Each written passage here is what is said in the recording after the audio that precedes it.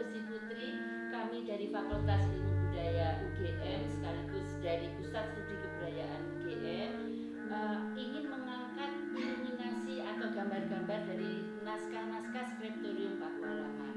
Kami akan mengangkat naskah Sestro Ageng Adidarmo khususnya pada ilustrasi tentang baito atau kampar. Bu Sakti, saya izinkan Bu Sakti melaksanakan kegiatan tersebut. Semoga aja kegiatan ini bisa berjalan lancar dan menghasilkan produk yang dapat mengangkat kekayaan naskah-naskah yang begitu mengagumkan ini. Dan juga saya pengennya ada keterangan-keterangan atau makna-makna yang terkandung dalam naskah ini untuk dijadikan pengetahuan bagi masyarakat yang luas. Sedika dawuh Gusti Putri sembah nuwun. Para mengatur Gusti Putri, untuk gambar-gambar yang kami gunakan yang ada dalam naskah Sestro Ageng Adidarmo, yaitu ada gambar kapal, lalu ada gambar juru mu'alim, gambar kompas, lalu ada gambar layar, gambar kemudi, dan gambar jangkar. Yang mana gambar kesemuanya itu memiliki piwulang-piwulang tentang kepemimpinan.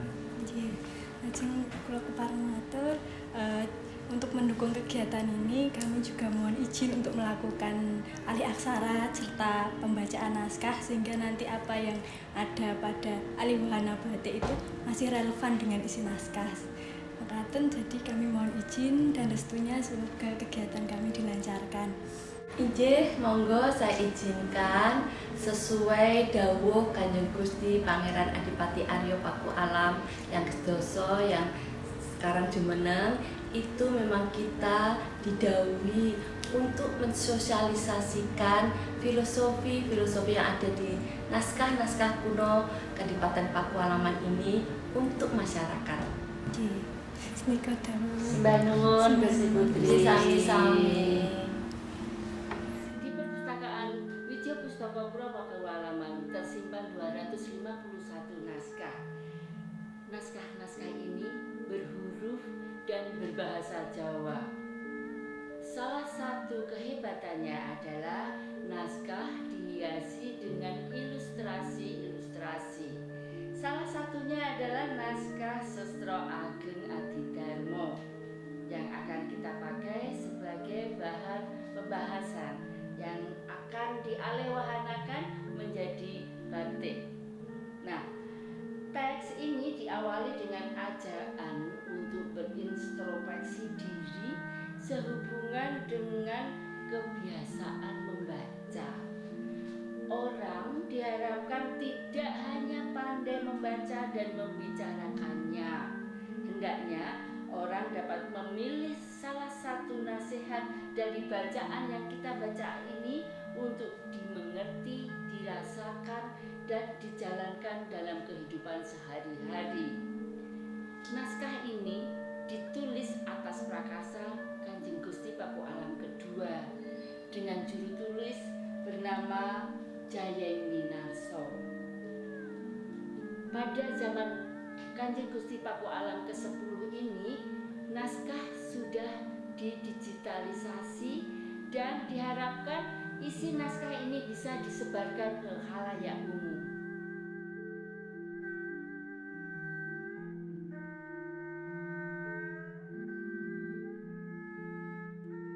Batik Baito Ati merupakan hasil dari penciptaan batik naskah yang bersumber dari iluminasi dalam naskah Sestro Ageng Adidarmo, koleksi perpustakaan Puro Pakualaman. Batik ini memiliki motif yang berkaitan dengan iluminasi perahu layar yang memiliki makna mengenai kepemimpinan.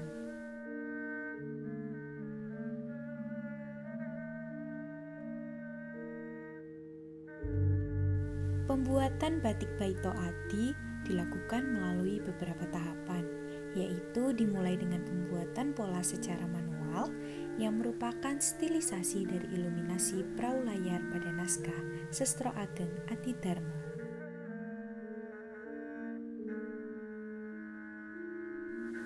Pola yang telah dibuat kemudian diwujudkan dalam bentuk cap yang berbahan dasar tembaga. Cap inilah yang digunakan untuk pengecapan motif batik. Tahapan berikutnya adalah proses pembuatan selendang batik Baito Ati. Tahap pertama yang dilakukan adalah pengecapan motif pada kain berbahan santung. Pengecapan ini dilakukan secara bertahap, dimulai dengan pengecapan motif tumpal, lalu pada motif tepian selendang. Kemudian barulah motif utama, yaitu motif kapal dan kemudi. Untuk memperindah motif, maka diberikan ragam hias berupa motif mego dan jangkar. Setelah pengecapan selesai, selendang kemudian diberi warna dasar dengan pewarna kimia, yakni naptol.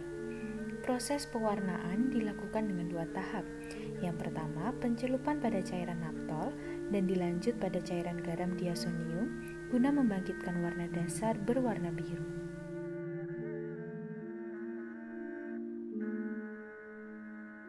Proses selanjutnya adalah ngelorot yang bertujuan untuk memisahkan malam atau lilin pada kain.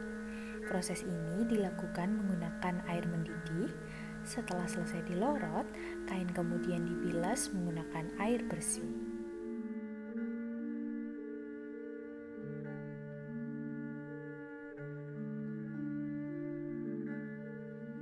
Selendang kemudian diangin-anginkan hingga kering.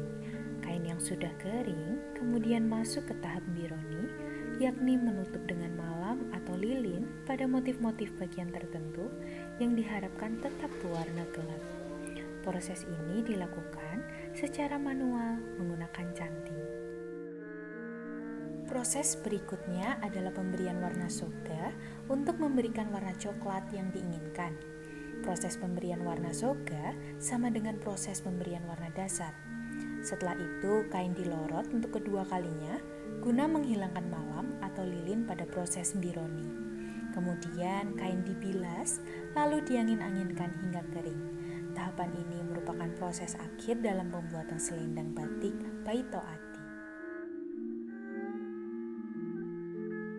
Hasil akhir dari pembuatan batik ini adalah produk berupa selendang batik dengan warna soga yang elegan.